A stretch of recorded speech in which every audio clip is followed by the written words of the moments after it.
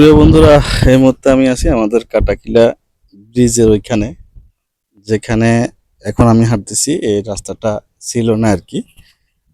অনেক আগে কিন্তু এই রাস্তাটা চলে গেছিল, অর্থাৎ 24-এর বন্যা যে ভয়াবহ বন্যা হয়েছিল আমাদের ফেনীতে, তখন কাটাকিলা না শুধু অনেক জায়গায় ভেঙে চলে গেছিল। তো এই রাস্তাটাও কিন্তু আপনারা অনেকে যারা কাটাখিলাবাসী বা এই অঞ্চলের মানুষ আছেন, তারা এটা ইতিমধ্যে আপনাদের অবগত আছেন যে এই রাস্তাটা কিন্তু ছিল না।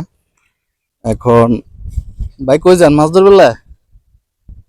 এরপরে এখানকার স্থানীয় মানুষ এবং পানি উন্নয়নের বোর্ড, এসিল্যান্ড থেকে অনেকে অনেকভাবে চেষ্টা করছিল যে রাস্তাটা কোনো রকম যাতে করে দেওয়া যায়, কারণ এখানকার এলাকার মানুষের জন্য এটা একটা গুরুত্বপূর্ণ রাস্তা ছিল।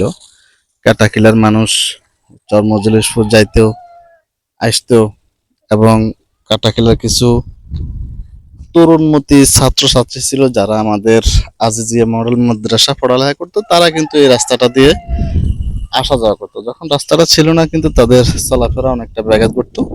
এইসব বিষয়গুলো চিন্তা করে মানুষ এই রাস্তাটা করছে। করার পিছে কিন্তু অনেক বেশি পরিশ্রম ছিল, একবারে কিন্তু এটা হয়নি, কয়েক দফায় দফায় কিন্তু এই রাস্তাটা করছিল। এখন অবশেষে এই পর্যায়ে আর কি রাস্তাটার কন্ডিশন হচ্ছে এটা। এবং এই কয়েকদিনে যেভাবে জোয়ার ভাটা শুরু হয়েছে, রাস্তাটার উপর দিয়ে কিন্তু পানি চলাচল করে। তার মানে এই যে রাস্তা এক পাশ আরেক পাশ, পানি এখন কতটুকু নিচে দেখেন। এই জোয়ারের পানি মানে এত বেশি জোয়ারের পানি আসে, যেটা এই রাস্তাটার উপর দিয়ে কিন্তু 2 ফুট পর্যন্ত উপরে পানি যায়। তাহলে চিন্তা করেন কি পরিমাণ জোয়ার আসে। এক হচ্ছে জোয়ারের পানি, দ্বিতীয়ত হচ্ছে বর্ষার বৃষ্টির পানি, দুই মিলে এখানকার অবস্থা খুবই ভয়াবহ অবস্থা ছিল।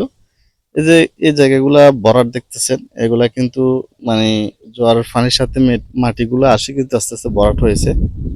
আর এই যে রাজালাক ভাইয়ের পুকুরটা দেখতেছেন, আগের মতো মোটামুটি আছে, তবে আসলে এটা এভাবে থাকবে না সম্ভবত। এই এই বর্ষা হয়তো আবার নতুন করে ভাঙন সৃষ্টি হইতে পারে, যেটা আমরা 24-এ দেখছি। এখন এখনো পর্যন্ত কিন্তু এটা ভাঙার সম্ভাবনা আছে। আহ, যার কারণ হচ্ছে মুসাফুর ব্রিজটা এখনো ধরে নাই। তো যদি ধরতো তাহলে হয়তো একটা চিন্তা ভাবনা থাকতো যে এদিকে আসলে ভাঙবে না।